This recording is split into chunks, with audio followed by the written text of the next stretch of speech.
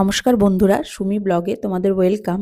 আজকে বানাবো নরম তুলতুলে ক্ষীরের মালপোয়া। তো এইভাবে এত সুন্দর ক্ষীরের মালপোয়া কিভাবে বানালাম দেখতে হলে কিন্তু পুরো ভিডিওটা তোমাদেরকে দেখতে হবে। তো চলো, এখানে 1 কিলো দুধ নিয়ে নিয়েছি। দুধটাকে আমরা ক্ষীর বানিয়ে নেব। 1 কিলো দুধে দিয়ে দেবো 1 কাপ চিনি, দিয়ে এটাকে একটু মিষ্টি করার জন্য দেব চিনি। দুধটাকে বেশ 40 থেকে 45 মিনিট সময় লাগবে এটা ক্ষীর হতে। তো ক্ষীরটা কিন্তু খুব শক্ত হবে না, বেশ নরম পাতলা করেই নামাবো। দেখতেই পাচ্ছ ক্ষীরটা কেমন হয়েছে, বেশ পাতলা পাতলা। তো এটা ঠান্ডা হলেও কিন্তু একটু জমে যাবে। তো চলো, এটা হয়ে গেলে নামিয়ে নেব ক্ষীরটাকে। নামিয়ে এখানে দেখে নাও 3 হাতা, দেখেছো ছোট হাতার 3 হাতা আমি ক্ষীর নিয়ে নিয়েছি। এটাকে প্রথমে ঠান্ডা করে নেব আমি। এরপরে আমরা চাটনি বানানোর জন্য একটা পাত্রে নিয়ে নেব বড় কাপের 1 কাপ জল আর ছোট কাপের 1 কাপ চিনি দিয়ে এটাকে বেশ ভালো করে 4 থেকে 5 মিনিট ফুটিয়ে নেব। দিয়ে দেব 3-4টে কেশরের দানা। তো তোমরা চাইলে এখানে এলাচ দানাও দিতে পারো, এলাচের গন্ধটাও কিন্তু খুব ভালো লাগে। তো 4 থেকে 5 মিনিট এটাকে ফুটিয়ে নিয়েই চিনির রসটা আমরা বানিয়ে এটাকে ঢেকে রেখে দেব। এরপরে আমরা চলে যাব মালপোয়া বানাতে। তো ক্ষীর তো হয়ে গেছে ঠান্ডা, নিয়ে নিয়েছি ময়দা। তো প্রথমে আমি ক্ষীরটাকে খুব ভালো করে একটু ফেটিয়ে নেব।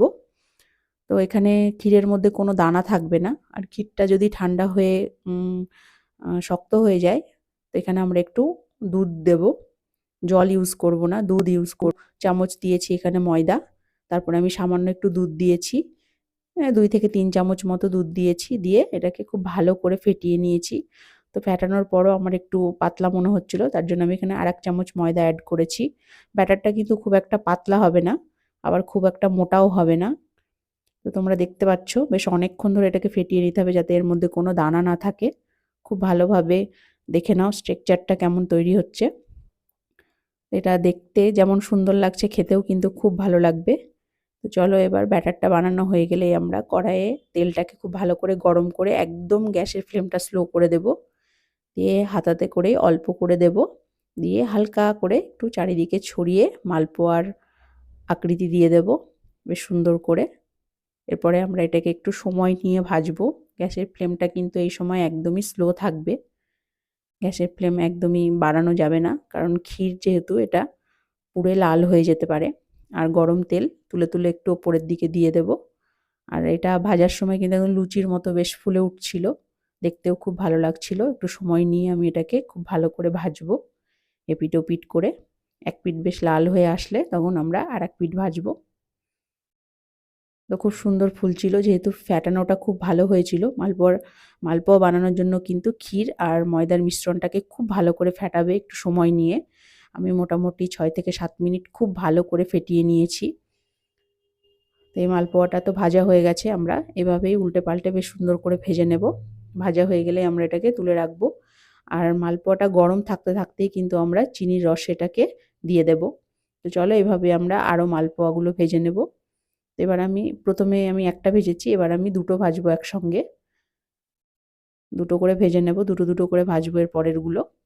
তো দেখো কি সুন্দর লুচির মতো ফুলে উঠছে, আর দেখতেও খুব ভালো হয়েছিল, খেতেও কিন্তু দুর্দান্ত হয়েছিল, একদম নরম তুলতুলে নরম হয়েছিল, খুব ভালো লাগছিল খেতে। তো সবগুলোই ভাজা হয়ে গেলে গরম গরম দিয়ে দেব আমরা চিনির রসে, দিয়ে এটাকে 1 ঘন্টা মতো রেখে দেব। বেশ হালকা করে প্রেস করে আমরা চিনির রস এটাকে চুবিয়ে দেব, দিয়ে ঢেকে রাখবো। আমার মোটামুটি এখানে 6টা মালপোয়া হয়েছিল, ঠান্ডাও হয়ে গেছে।